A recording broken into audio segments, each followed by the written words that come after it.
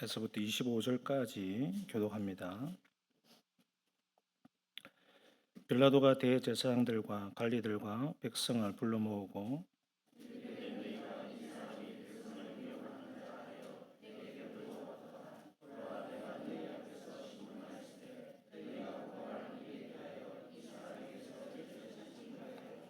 헤롯이 또한 그렇게 하여 그를 우리에게 도로 보내었도다. 보라, 그가 행한 일에는 죽일 일이 없느니라.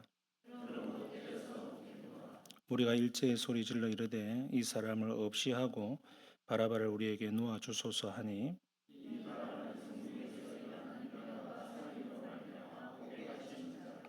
빌라도는 예수를 놓고자 하여 다시 그들에게 말하되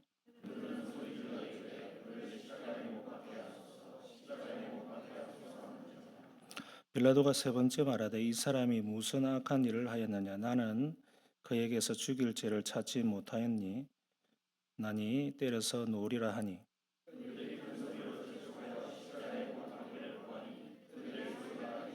같이 읽겠습니다.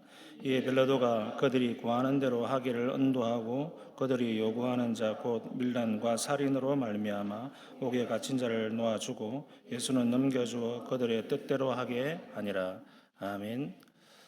오늘 또 하나님 은혜 가져와 이런 거 함께 하기를 바랍니다. 예수님의 마지막 행적을 우리가 살펴보고 있습니다. 오늘은 종려주일입니다. 종려주일이라는 단어에 대해서 여러분 조금 생소한 분들이 있을 것 같습니다. 2000년 전 예수 그리스도께서 주로 북쪽 갈릴리 지역에서 사역을 하시다가 이제 마지막 십자가를 지기 일주일 전부터는 예루살렘 근처로 이동을 하시게 됩니다. 그때에 오늘날 요일로 따져보면 오늘 주일이 되겠죠.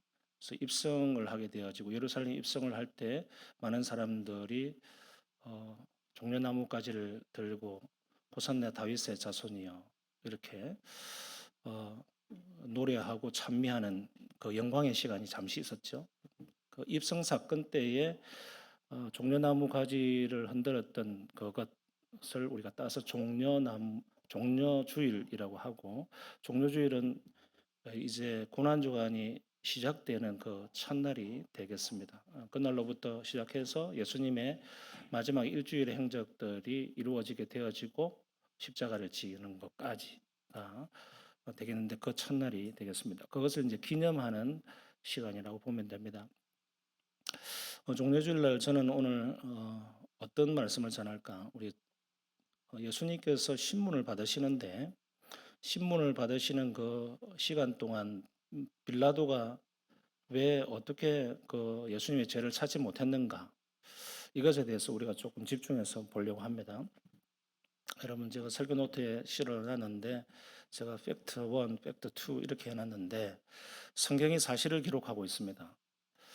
아주 요약적으로 사실을 기록하고 있는데 그 기록의 목적이 무엇인지 우리가 살펴볼 필요가 있거든요. 첫 번째 한번 읽어보실까요? 시작.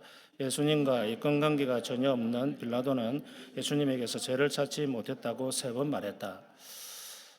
예수님께서 빌라도와는 직접적인 어떤 인권관계가 없어요. 제가 왜 이런 표현을 썼느냐 하면 빌라도가 세 번 예수님에 대해서 죄가 없다고 선언을 할 때 빌라도가 뭐 예수님으로부터 얻어먹을 게 있다든지 뭐 예수님을 무죄 선언을 했을 때 자기에게 뭔가 좋은 일이 있다든지 뭐 그런 일이 있다면 몰라도 전혀 그런 게 없다는 거예요. 서로 아는 관계도 아니고 친인척 관계도 아니고 뭔가 이권 관계도 아니고 전혀 예수님을 변론해 줘야 될 이유가 없는 사람이에요. 그리고 민족도 달라요. 그리고 시민권도 다릅니다. 그러니까 그냥 어떻게 보면 빌라도 입장에서는 그냥 귀찮은 일 하나일 수 있습니다. 빨리 그냥 유대인들이 하자는 대로 하고 끝내버리면 좋을 것을 빌라도는 예수님에 대해서 무죄를 세 번이나 선언합니다. 성경이 그것을 기록하고 있다는 것이죠. 그러니까 객관적인 판관이 아주 객관적으로 이야기를 하고 있다는 것이죠. 두 번째 한번 읽어보실까요? 시작. 헤로당에 앞서 예수님을 신문하였으나 그 역시 예수님의 죄를 찾지 못했다. 헤로당은 누구며 빌라도는 누군가 여러분 뭐 헷갈릴 수 있는데 빌라도는 남쪽 예루살렘을 중심으로 해서 총독을 맡고 있었습니다. 그럼 헤롯은 누군가 분봉왕이라고 부릅니다. 우리가 헤롯 예수님이 태어나실 때 헤롯 대왕도 있었잖아요. 그의 아들이라고 보시면 됩니다. 그래서 그 아들들이 지역들을 나누어서 가집니다. 그래서 왕의 역할들을 하게 되는데 헤롯 왕은 전체를 다스렸다면 그 아들들은 분봉왕, 그러니까 지역을 분할해서 맡는다고 해서 분봉왕을 맡습니다. 여기에 지금 나오는 이 헤롯 왕은 북쪽 갈릴리 지역을 담당하고 있었어요. 예수님의 활동 지역이죠. 그런데 절기가 되어서 예루살렘에 잠시 와 있어요. 그러다가 보니까 자기 갈릴리 지역 소속인 예수라는 사람이 익히 이적을 행하고 그런 것을 듣고 있었는데 예루살렘에서 제수의 신분으로 와 있다고 하니까 자기에게는 재밌는 일이 된 거예요. 그래서 오늘 이 본문에 앞서 보면 헤롯이 이렇게 이야기해요. 8절부터 보면 헤롯이 예수를 보고 매우 기뻐하니 이는 그의 소문을 들었으므로 보고자 한지 오래였고 또한 무엇이나 이적 행하심을 볼까 바랐던 연고로라. 그러니까 헤롯은 익히 예수님을 좀 만나고 싶어 했던 것 같아요. 왜? 워낙 대단한 사람이라고 소문이 나 있었으니까. 근데 마침 이제 그냥 가까이서 지켜볼 수 있는 기회가 온 거예요. 그래서 헤롯이 총독에게 가서 나에게 우리 지역 사람이니까 내가 조금 보겠다. 그래서 빌라도가 헤롯 왕에게 그것을 보내게 됩니다. 예수님을. 근데 아무리 신문을 해도 예수님이 묵묵부답이고 하니까 또 그러다고 해서 객관적인 증거를 찾으려고 해도 찾지를 못합니다. 그래서 다시 돌려보내죠. 다시 돌려보냈을 때에 오늘 누가복음 23장 15절 공동번역 성경에 보면 이렇게 되어 있어요. 빌라도가 하는 말이거든요. 헤로데가 이 사람을 우리에게 돌려보낸 것을 보면 그도 아무런 죄를 찾지 못한 것이 아니냐. 그러니까 빌라도가 보기에 헤롯 왕에 가면은 뭔가 다른 뭔가 판결이 나올 것도 같은데 아무것도 찾지 못하고 우리에게 돌려보냈다라고 하는 것은 내가 생각했던 것이 맞았구나 이렇게 확인을 시켜줍니다. 그들은 신문의 달인이에요. 그러니까 이런 재판 같은 거는 수시로 하는 사람들입니다. 그러니까 헤롯 왕도 빌라도도 예수님에 대해서 무죄라고 판결을 내리죠. 세 번째 보실까요? 시작. 대제사장들과 사내들인 공회가 예수님의 거짓 고발장을 쓸 거짓 증거를 찾으려고 했지만 쓸만한 것을 얻지 못했다. 마태복음에서 그렇게 기록하고 있습니다. 대제사장과 사내들인이 누굽니까? 그들이 예수님을 사형죄로 고발하는 기소한 사람들이에요. 그러니까 오늘날 기소를 누가 합니까? 검찰이 하잖아요. 그래서 검사가 고발장을 쓰고 기소장을 써가지고 이렇게 법원에다가 내고 그래서 법원에서는 재판 판사가 그것을 판결하게 되지 않습니까? 그리고 우리나라는 민주주의에서 삼심제로 하게 되죠. 이것을 통해서 실수 없이 모든 증거를 가지고 그 증거 원칙을 가지고 이 사람을 유죄를 할지 무죄를 할지 판별을 하게 됩니다. 그러니까 기소를 한 사람마저도 그러니까 기소를 한 사람이 누굽니까? 종교 지도자들이잖아요. 예수님을 기소를 했는데 자기들이 기소해놓고 이 사람은 사형죄입니다라고 해놓고도 자기들도 이 고발할 증거들을 찾지 못했다는 거예요. 그러니까 검찰이 이 사람을 사형죄로 고발은 했는데 자기들이 증거를 못 찾으니까 재판이 지겠죠. 그러니까 이런 것에 대해서 성경이 그대로 어, 까발리고 있습니다. 이것이 왜 성경에 기록되어 있습니까?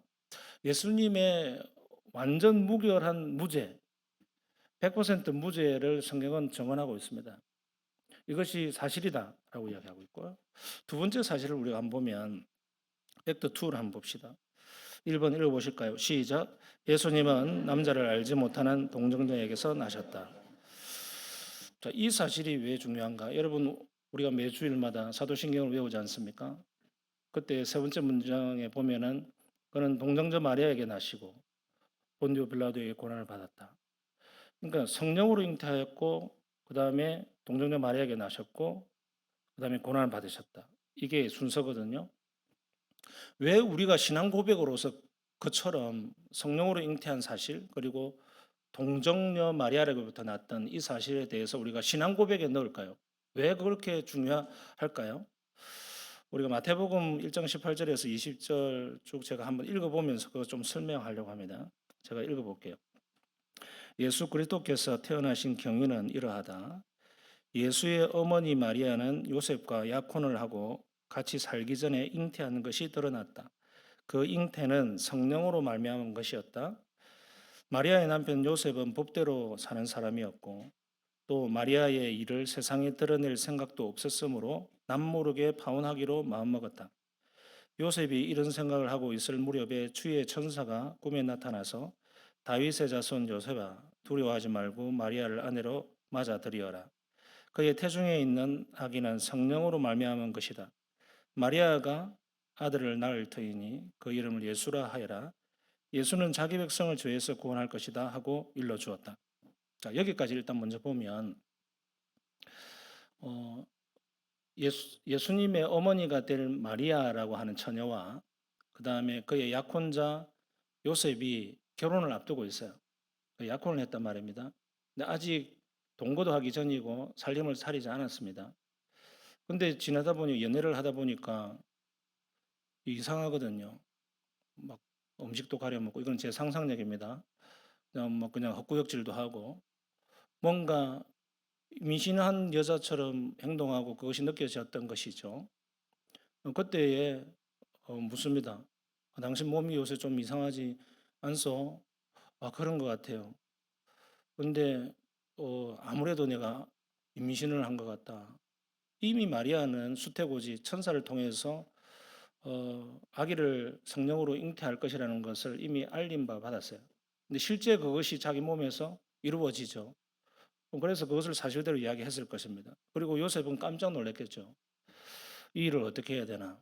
일반적인 사람의 입장에서 살펴보면 이 사람이 나 모르게 외도를 했구나 이렇게 생각했을 것입니다. 그러니까 요셉의 성품상 요셉의 성품을 드러내는 것이 19절에 나와요. 마리아의 남편 요셉은 이 남편이라고 하는 이 장면은 여러분 남편이라고 한 것 때문에 결혼을 이미 한 것이다 라고 생각하실 수 있지만 오늘 이 시대하고 좀 다른 면이 있습니다. 남편, 예비 남편이라고 보시면 됩니다.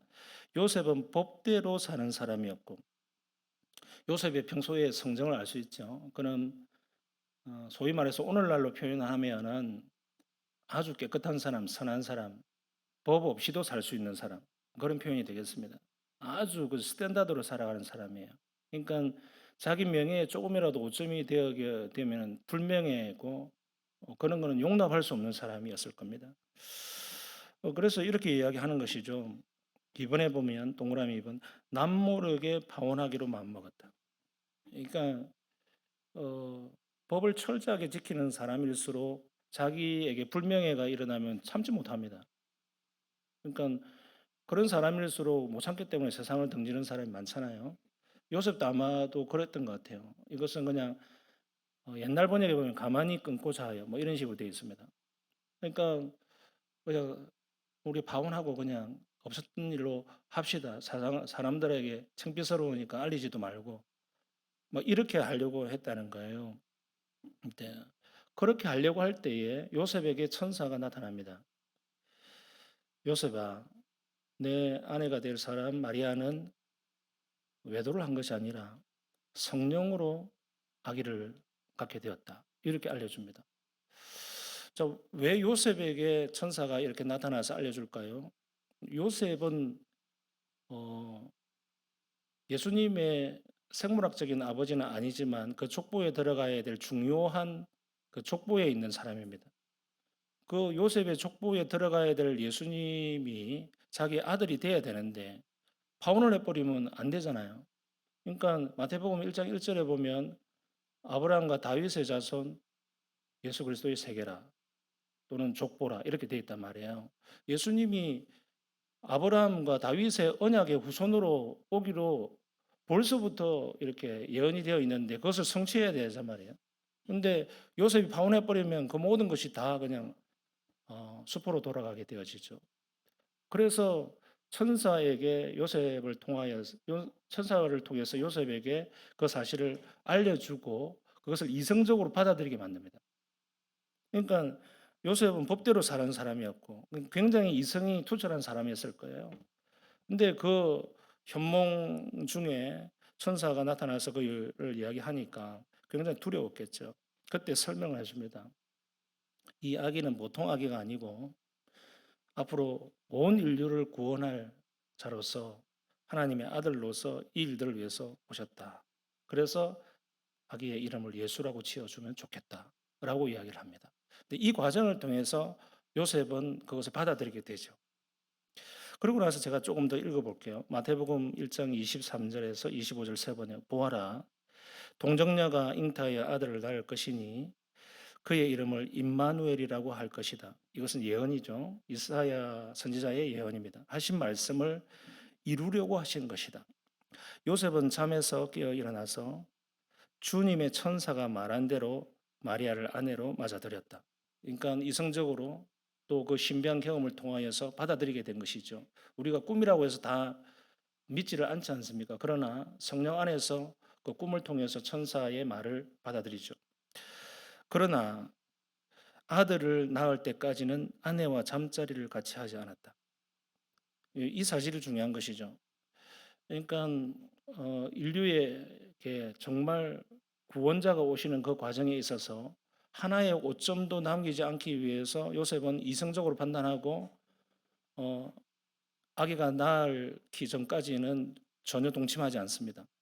그 사실을 통해서 요셉이 그 사실을 알고 있었고 요셉이 남편으로서 가장 가까이 있는 사람으로서 그것을 인정하고 있고 그것을 성경이 기록하고 있습니다. 그리고 아들이 태어난 요셉은 그 이름을 예수라고 하였다. 그래서 예수님이 되는 거예요. 그러니까 그 이름을 지어준 사람이 요셉이 되죠. 그러나 요셉의 아들인 예수님은 자기의 생물학적인 후손이 아닙니다. 그러나 아내 마리아를 통해서 태어난 성령 안에서의 아들이 되는 것이죠. 이것을 기록하고 있는 이유가 뭡니까? 예수님이 인간의 어떤 생물학적인 정자와 난자가 만나서 그다음에 수정을 하고 이것이 세포 분열을 해서 10달 동안 엄마의 뱃속에서 엄마의 태에서 영양분을 받아서 하는 어떤 일반적인 그런 과정을 통해서 오신 것이 아니라 중간에 하나가 생략돼 버린 것이죠. 그러니까 갑자기 잉태를 해버린 겁니다. 전혀 남자를 알지 못하는데 그렇게 함으로 해서 성경이 이것을 기록하는 이유가 뭘까요? 혹자들은 기독교 신앙을 잘 모르는 사람들은 기독교의 이 신화라고 이렇게 이야기를 합니다. 탄생 신화, 뭐 탄생설화 같은 거 있잖아요. 그렇게 조금 특별한 신화로 포장해서 신격화 시키려고 하는 시도다. 뭐 이렇게 생각하는 사람들도 있고 오해를 하기도 합니다. 그런 거 전혀 관련이 없어요. 뭐 우리나라에도 보면은 뭐 당군 신화 이런 것들이 있지 않습니까? 뭐 그래서 환웅이 내려와 가지고 뭐 곰이 100일 동안 마다를 먹고 해가지고 웅녀가 되어가지고 결혼을 해가지고 아기가 태어났는데 그 사람이 어, 당군이다. 뭐 이렇게 해서 당군이 그리고 평양에서 조선을 세웠는데 그것이 오늘날 고조선이다. 그래서 우리나라가 시작되었다. 뭐 이렇게 가지고 있는 것이 신화잖아요. 설화 또는 뭐 그리고 뭐 신라는 박혁거세 알로테부터 태어나가지고 뭐 신라가 태어났다. 그렇게 함으로 해서 그 사람을 추앙하고 높여서 그 나라를 더 어떤 의미 있는 나라로 만들고 뭔가 이 나라가 세계 인류에서 굉장히 중요한 나라다. 뭐 이런 것까지 나아가기 위해서 그런 것들이 이야기가 아주 중요하게 쓰이고 있습니다. 그러나 성경은 예수님 자체를 뭐 더 추앙하고 더 높이기 위해서 이런 것을 기록하는 것이 아니라 사실이기 때문에 뭐가 사실이라는 겁니까? 그분은 하나님의 아들로서 이 땅에 오신 것이고 그렇기 때문에 육신의 몸을 입고 왔지만 완전한 인간으로 오셨지만 죄는 없으시다 라는 것을 보여주기 위함이죠. 그래서 두 번째 한번 읽어보실까요? 2번 시작. 예수님은 생물학적 방식이 아닌 성령으로 잉태한 인류 최초의 사람이자 마지막 사람이다. 고로 그는 아담의 원죄를 물려받지 않았다. 이 사실이 중요한 겁니다. 로마서 5장 12절 현대인의 성경 읽어보실까요? 시작. 한 사람을 통해 죄가 이 세상에 들어왔고 죄를 통해 죽음이 온 것처럼 모든 사람이 죄를 지었기 때문에 온 인류에게 죽음이 퍼지게 되었습니다. 이 한 사람 앞에 나오는 한 사람은 아담을 이야기하는 것이죠. 아담의 불순종으로 말미암아 온 인류의 조상인 아담 때문에 태어나는 모든 인류는 아담이 가지고 있는 그 죄의 DNA, 죄의 본성들을 그대로 물려받게 됩니다. 이것을 원죄라고 이야기하죠. 그래서 원죄에 대해서 오해하고 있는 분들이 있는데 어떤 오해가 있느냐면 아버지, 어머니의 또는 할아버지, 할머니의 우리 가문의 조상이 지었던 죄를 물려받았다고 생각하는 분들이 있는데 그렇지 않습니다. 원죄하고 전혀 상관없는 얘기. 원죄는 나와 아담과의 관계를 이야기하는 것이지 여러분의 부모님이 어떤 형편에 어떤 나쁜 짓을 했든지 어떤 무슨 안 좋은 습성을 가지고 있든지 하고 전혀 상관없어요. 그것은 습성을 물려받은 것이지 부모님의 원죄를 물려받은 게 아니에요. 우리가 원죄를 물려받았다고 하는 그 이야기는 아담의 죄를 내 부모님의 그 생물학적인 방식을 통해서 전가받았다, 전수받았다 이렇게 표현하는 것이 맞습니다. 그러니까 우리 부모님의 죄하고는 전혀 상관없어요. 나는 아담의 죄가 그대로 물려받았어요. 그것은 생물학적 방식으로는 모든 인류에게 그대로 전가됩니다. 이 사실이 왜 중요할까요? 우리는 죄의 가문에서 죄인으로 태어났다는 겁니다. 기독교 신앙에 있어서 오해하고 부담스러워하는 것이 뭡니까? 이 원죄. 교회 가면은 자꾸 목사님이 막 죄에 대해서 이야기를 하고 회개하라 그러고 또 세례 받을 사람들은 당신이 죄인 걸 아느냐? 당신의 죄가 용서받기 위해서는 예수 그리스도의 십자가의 보혈이 필요하다. 그것을 믿어야 되고 영접해야 되고 정말 그렇게 믿느냐? 그러니까 그게 굉장히 부담스럽거든요. 왜요? 우리는 자기 자신이 지옥 갈 만큼의 죄인이라고 생각하면서 살아온 사람 별로 없어요. 그러니까 우리가 복음을 받기 전에는 성경의 말씀을 통하여서 우리가 죄가 무엇인지에 대해서 설명을 듣기 전에는 대개 사람들은 내가 지옥에 영원히 떨어져서 멸망할 정도의 죄인이라는 사실을 못 깨닫습니다. 왜요? 죄라는 사실을 도덕적인 잣대, 도덕적인 관념으로 생각하기 때문에 그래요. 할 수 없어요. 우리는 그렇게 계속 학습되어져 왔거든요. 죄가 뭐냐? 도덕적으로 잘못하는 것, 선하지 않는 것, 나쁜 짓 하는 것, 이것을 죄라고 생각하거든요. 그것도 성경이 죄라고 이야기하고 있습니다. 그러나 한번 보십시오. 우리가 죄라고 생각하지만 나는 그래도 죽을 정도의 사형감은 아니다라고 생각하는 사람들이 대부분 아닙니까? 나는 그 정도는 뭐 죄를 지었지는 않았어. 뭐 히틀러처럼 600만 명을 죽인 것도 아니고 마오쩌둥처럼 뭐 4천만 5천만을 죽인 것도 아니고 폴포트처럼 뭐 무고한 지식인들을 수백만을 죽이는 사람도 아니고 뭐 북한에 있는 저 3대 김씨 부자처럼 내가 그런 독재자도 아니고. 그럼 여러분 이런 질문을 한번 해보십시다. 우리가 기독교 신앙에서 이런 변정학적 질문을 합니다. 간디는 천국 갔을까요? 지옥 갔을까요? 그러니까 이건 교리적으로 여러분 답을 알고 있지만 여러분 이해가 되지 않잖아요. 인도 사람들한테 물어보세요. 돌멩이 맞아 죽습니다. 인도의 아버지라고 그러잖아요. 그리고 최소한 그분의 전기를 읽어보면 요약본이라도 한번 읽어보면 한번 읽어보십시오. 그분은 노벨 평화상 후보에 제일 많이 올라가는 사람이에요. 역대 4번이나 올라갔어요. 노벨 평화상은 못 받았어요. 결국은. 근데 그분은 비폭력주의자입니다. 그리고 인권을 위해서 애썼습니다. 그분의 사진을 보신 적이 있는지 모르겠지만 수시로 금식을 한 분이에요. 대단한 분 아닙니까? 자기 삶을 그냥 인도의 인권을 위해서 비폭력 평화를 위해서 평생 동안 그렇게 하다가 돌아가신 분이잖아요. 그런데 기독교 신앙에서 관점으로 보면 정말 착하잖아요. 선하고 선한 사마리아인 이상으로 착한 사람이 간디예요. 기독교 신앙에서 보면 우리가 질문을 해본단 말이에요. 간디는 천국 갔을까요? 지옥 갔을까요? 그럼 교리적으로 보면 예수를 믿어야 천국 가는데 그분은 예수를 안 믿었기 때문에 그러면 지옥을 갔나? 그러면 나는 뭐지? 나는 간디만큼도 착하지도 못하고 선한 삶을 살지도 못하고 한 번씩 그냥 못된 짓도 하고 다른 사람이 안 들킬 정도, 다른 사람이 모를 정도의 그냥 악한 생각도 하고 나 몰래 그냥 교통신호도 많이 그냥 어겨버리고 이렇게 하는데 나 같은 사람은 그럼 어떻게 되는 거지? 우리의 잣대를 도덕적인 관점으로 계속 생각해 보면 그 간디라는 인물 그 사람의 비겼을 때 상대적으로 나는 훨씬 못하기 때문에 나는 지옥 가야 돼요. 그런 관점으로 우리가 계속 죄라고 하는 문제를 바라보면 기독교 신앙에서 당신은 죄인이요 라고 했을 때 이것이 굉장히 받아들이기 힘들어요. 왜요? 나는 죄인이다라는 것은 어느 정도 인정은 하겠는데 내가 어렸을 때 예를 들어서 뭐 엄마 아빠 지갑에서 1,000원 빼간 거 이게 죄라면 나는 죄인데 그게 지옥 갈 정도의 죄입니까? 라고 물어볼 수 있잖아요. 나는 또 한번 뭐 거짓말 한 적이 있는데 그 거짓말이 내가 지옥 갈 정도의 죄인가? 뭐 이런저런 생각들을 많이 해보면은 정말 너무하지 않습니까? 내가 그런 문제 때문에 지옥 가야 될 정도로 그게 심각한 죄인가? 우리가 계속 그렇게 접근할 수 있잖아요.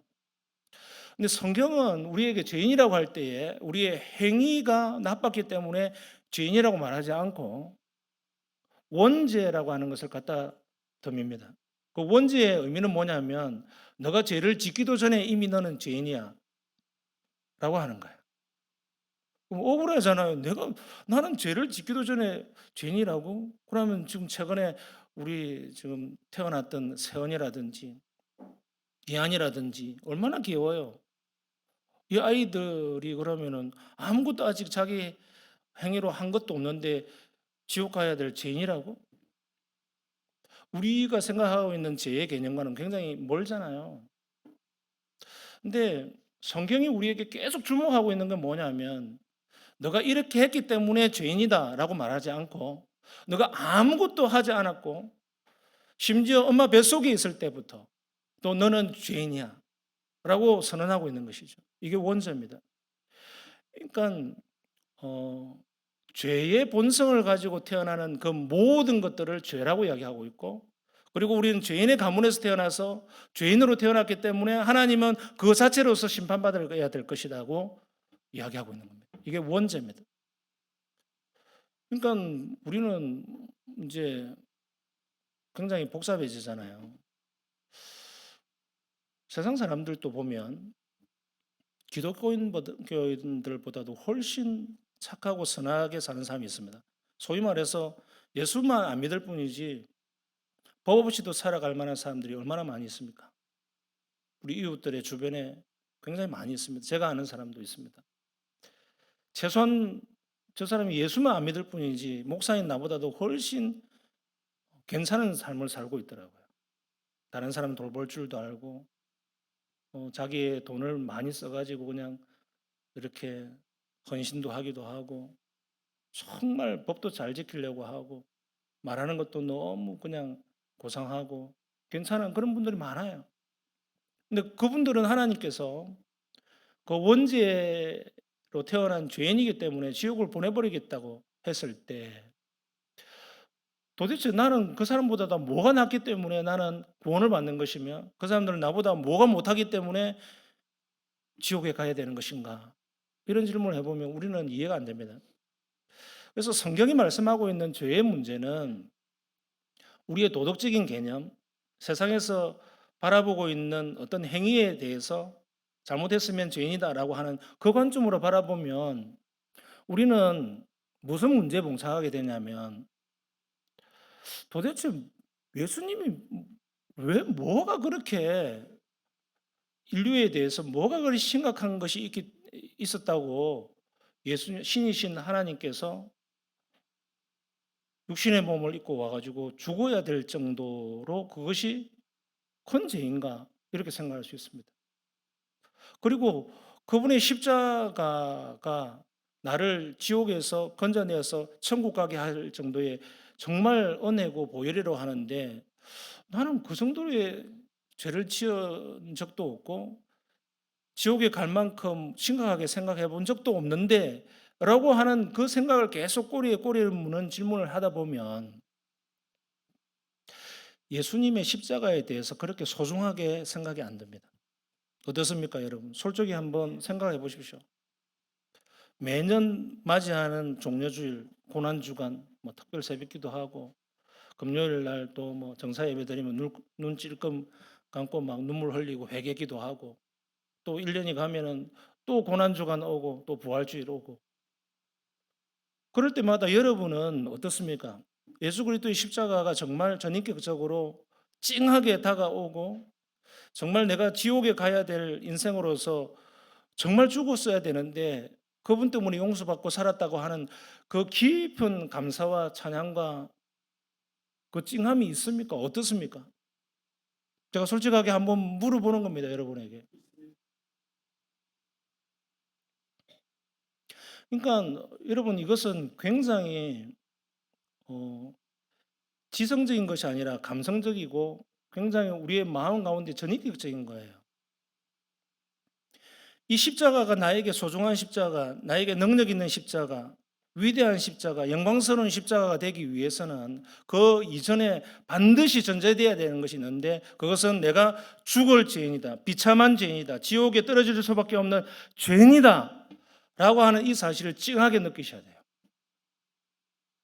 이 사실이 깊이 느껴지지 않으면 십자가는 소용이 없어요. 소용이 없다는 말도 잘 해석하시기 바랍니다. 자기에게만큼은 와닿지 않는다 이 말입니다. 그러니까 나에게 와닿지 않는 십자가가 어떻게 그것이 용서의 십자가가 되며 어떻게 구원의 십자가가 된다라는 말입니까? 그러니까 여러분이 느낄 수 있는 십자가이기를 바랍니다. 여러분이 체험한다는 것이 뭘까요? 요셉처럼 천사가 나타나가지고 막 그냥 알려주고 이것이 체험입니까? 예수 그리스도의 십자가가 나에게 진정코 어떤 십자가냐? 감정적으로 와닿아야 되지 않습니까? 감정적으로요. 감정이 통하지 않는데 그것이 사랑인지 미움인지 어떻게 알아요? 그 용서가 얼마만큼 위대한지 어떻게 알아요? 여러분, 우리가 종교적인 어떤 행사, 매년 반복되는 것들을 내려놓고 여러분 개개인이 예수 그리스도의 십자가를 깊이 한번 묵상해 보십시오. 그러면 끝에 결국 와닿는 게 뭐냐면은 나의 죄와 맞닿아 있습니다. 내가 정말 죄인이구나. 내가 정말 용서받을 수 없는 죄인인데 예수 그리스도께서 신이신 분이 이 땅에 오셔서 나를 대신해서 죽으셨구나 라고 하는 자기의 그 본성의 죄, 원죄를 보게 됩니다. 그게 시작이에요. 그것이 되지 않으면 복음이 나에게는 무슨 복음이란 말입니까? 그게 무슨 복된 소식입니까?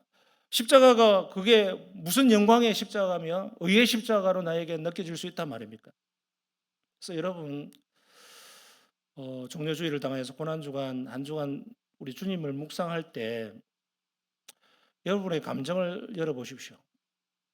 실질적으로 여십시오. 그 십자가가 무엇인지.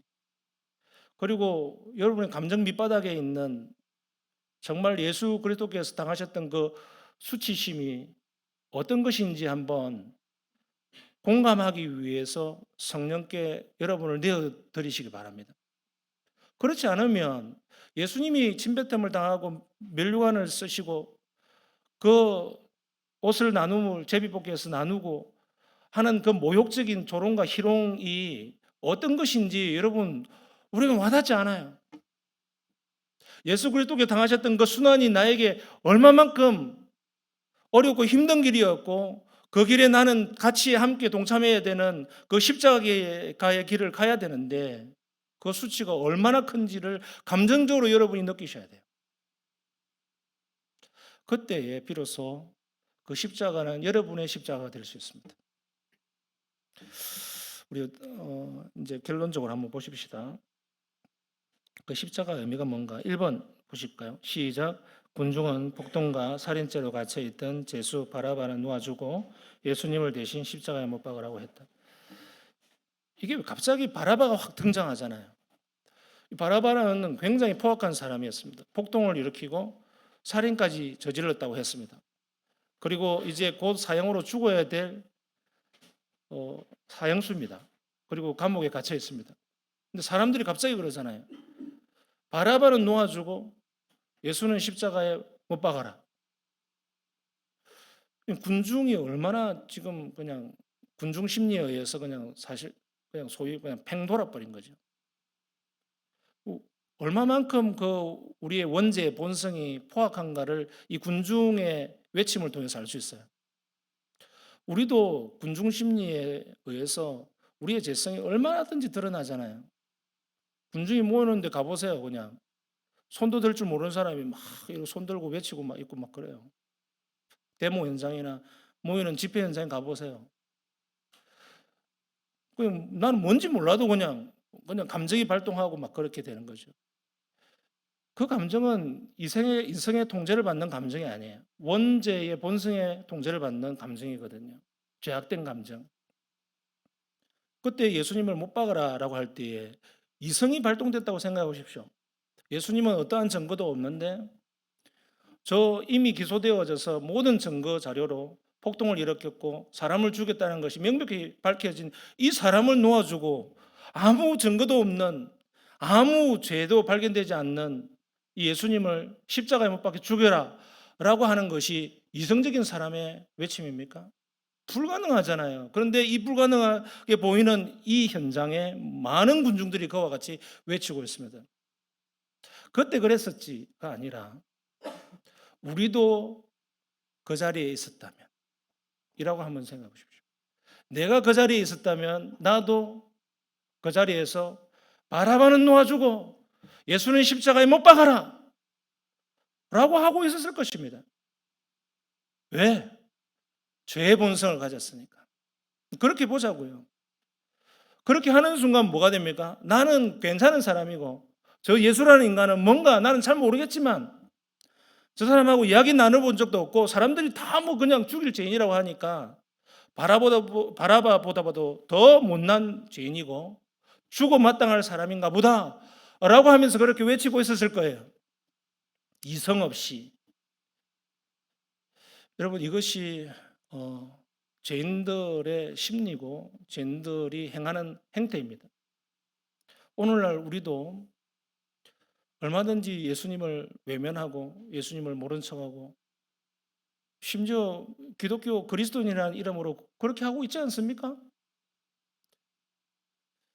예수님을 여러 수십 번 수백 번 못 받고 못 박히게 만들고 나는 유유히 그냥 괜찮은 사람인 것처럼 살아가는 도덕적이고 그냥 쓸만한 사람인 것처럼 그냥 살아가는 그런 척하는 종교인처럼 살아가지 않습니까? 여러분 두 번째 한번 보실까요? 시작. 종교 지도자들과 군중과 빌라도가 한 통속이 되어 예수님에게 흉악범 대신 죄를 뒤집어 씌웠지만 그 본질은 하나님이 우리 죄를 대신하여 그리스도에게 죄를 씌우신 것을 예정하셨고 시행하신 것이다. 고린도후서 5장 21절 현대내성 읽어봅시다. 하나님이 죄를 알지도 못하신 그리스도에게 우리 죄를 대신 지우신 것은 우리가 그리스도 안에서 하나님에게 의롭다는 인정을 받도록 하기 위한 것입니다. 여기 이 말씀을 여러분 잘 기억하시길 바랍니다. 고린도후서 5장 21절. 주어가 하나님입니다. 하나님이 죄를 알지도 못하신 이거 다 빼버립시다. 하나님이 그리스도에게 우리 죄를 대신 어떻게 하셨다고요? 지우셨다. 예수 그리스도께 우리를 대신해서 죄를 지우신 그 주체가 누구라는 이야기입니까? 성경이 이야기합니다. 하나님이 그랬다고. 여러분 이게 핵심이에요. 복음의 핵심이에요. 예수님은 어느 날 갑자기 억울하게 죽음을 당하신 분이 아니에요. 또는 밝혀지지 않은 죄가 있을 거야 라고 하는 어떤 뭔가 죄를 지었기 때문에 했을 거야 라고 하는 그것도 아니에요. 그리고 못난 군중 심리에 의해서 그냥 사형틀에 내몰림을 당한 억울한 그런 죽음을 당한 분도 아니에요. 핵심은 뭐냐 하면 외형적으로는 그것이 맞다 할지라도 외형적으로는 종교 지도자들이 그렇게 했고 빌라도와 헤롯도 그렇게 했고 군중들도 그렇게 했지만 본질은 뭐냐 하면 하나님이 그렇게 하셨다는 거예요. 왜요? 필요했으니까. 하나님은 필요치 않는 일들을 일으키시지 않는 분입니다. 하나님이 무슨 일을 했다면 반드시 필요한 일입니다. 하나님이 어떤 일을 계획했다면 그것은 하나님의 뜻이기 때문에 반드시 일어나야 될 일입니다. 하나님은 귀찮은 일을 하시는 분도 아니고 쓸데없는 일을 한 분도 아니고 잘못된 판단으로서 할 필요가 없는 일을 하시는 분도 아니에요. 하나님이 어떤 일을 계획하셨고 그 일들을 시행하셨다면 그것이 반드시 필요한 일인데 그것이 십자가였다는 거예요. 하나님께서는 창세전부터 우리를 죄를 용서하시기로 마음먹고 계셨고 우리를 그 생명록의 이름을 이미 넣어 놓으셨어요. 에베소서 1장 4절. 그런데 그것을 그 방법을 어떻게 할 것인가?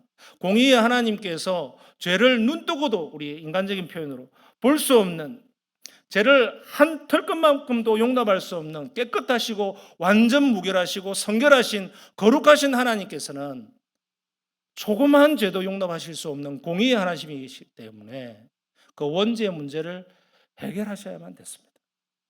다른 말로 하면은 죄는 처벌했어야 되는 거예요. 근데 누군가는 처벌해야 하나님의 그 공의의 성품을 만족시킬 수 있는데 인간으로서는 아무도 그럴 수 없기 때문에 하나님의 아들이신 죄 없으신 분을 이 땅에 보내어서 인류를 대신해서 화목제물로 십자가에 죽게 하심으로 그 공의를 만족시키기 위해서 그렇게 하셨다는 겁니다. 그러니까 이것은 누구의 만족도 아니라 하나님 자신을 만족시키기 위한 하나님의 방법이 십자가였다는 겁니다. 그것을 바꾸어 이야기해 보면 하나님의 사랑이 그만큼 크셨다는 겁니다. 우리를 죽여버려야 그냥 되는 것. 우리가 그냥 잘못하는 사람이 있으면 우리는 그냥 가서 원수를 갚아줘야 되잖아요. 하나님의 공의가 그런 것이었다면 하나님의 사랑은 공의보다도 조금 더 위에 있었던 것 같아요.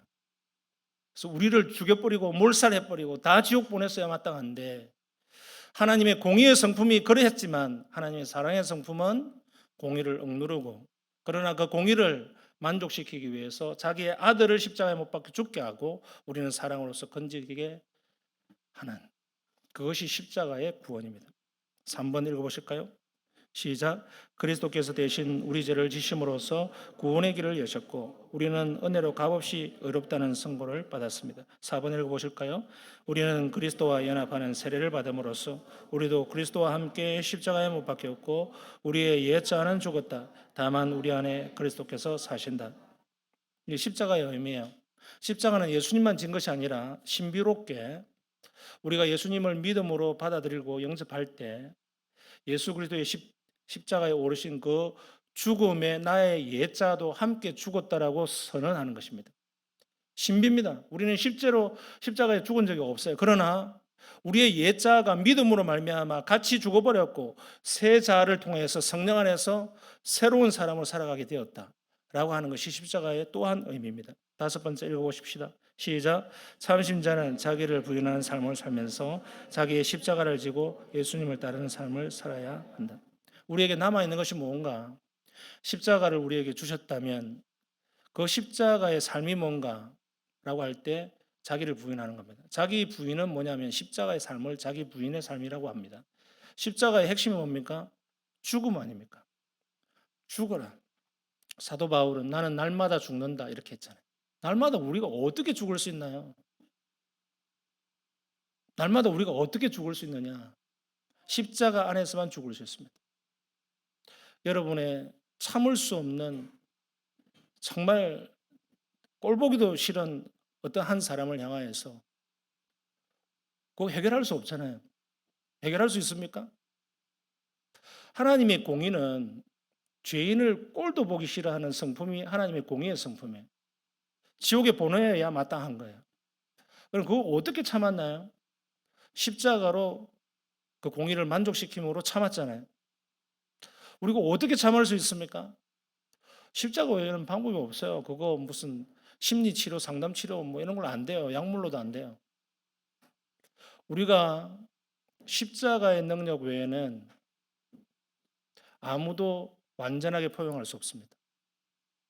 십자가의 은혜 외에는 그 어떤 것도 완전하게 수용할 수 없어요.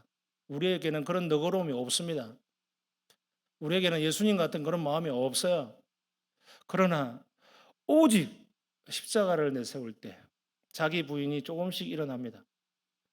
조금씩 일어나요. 믿으시길 바랍니다. 정말 참을 수 없을 때 십자가를 생각하시고 묵상하십시오. 그 훈련이 되기 시작하면 참아집니다. 그리고 용서가 되고요. 그리고 마음이 열리게 되어지고 그리고 수용하게 됩니다. 그것이 신비한 십자가의 능력 아닙니까? 목사도 목사의 이름으로는 참을 수 없어요. 제가 초임 목사 때는 내가 목사니까 참아야지. 내가 목사니까 참아야지. 신경질이 나는 일이 너무 많은 거예요. 사람 무시하는 사람도 있고 막 이상한 소문 내는 사람도 있고. 그럼 목사라고 해서 억울한 일 없는 게 아닙니다. 나는 한 적도 없는 말을 했다고 그러고 막 그게 돌아서 들어오면 막 밤에 잠이 옵니까? 안 오잖아요. 나는 그런 말을 한 적도 없는데 했다고 그래. 그럼 처음에는 내가 그랬어요. 내가 목사니까 내가 참아야지. 안 참아져요. 그럼 자기의 직함으로 참을 수 있는 게 아니에요. 못 참아. 근데 그것이 어느 순간 보면 해결되어 있어요. 그게 계속 지나도 또 해결되어 있어요. 그럼 목사이기 때문에 참아졌던 게 아니었어요. 지나고 보니까 십자가의 능력이었어요. 십자가가 내 속에 계속 들어와서 십자가로 말미암아 자기 부인이 계속 일어났다. 내가 죽고 정말 참을 수 없는 일들이 막 마음속에서 붕괴하고 막 일어날 때 십자가가 내 속에 들어와서 그것을 싹 뭉개는 거예요. 자기 부인이 그렇게 일어난 거예요. 내가 죽는 거예요. 내 자아가 옛 자아가 살아나려고 하는 옛 자아를 싹 십자가가 싹 눌러버려요. 그러면서 그 성품이 예수님의 성품으로 나아가게 됩니다. 이게 십자가를 지는 삶이에요. 이것을 통해서 우리는 성화가 일어난다고 이야기합니다. 우리는 장로기 때문에 잘 참아야 되고 내가 뭐 집사기 때문에 내가 권사기 때문에 뭐 잘 참을 것이다. 시쳇말로 택도 없습니다. 우리는요, 우리의 능력, 우리가 가진 것으로 어떠한 사랑도 할 수 없습니다. 오직 십자가를 통해서 자기 분이 일어납니다. 믿으시길 바랍니다. 그 능력으로 살아가십시다. 일어나셔서 찬송하십시다.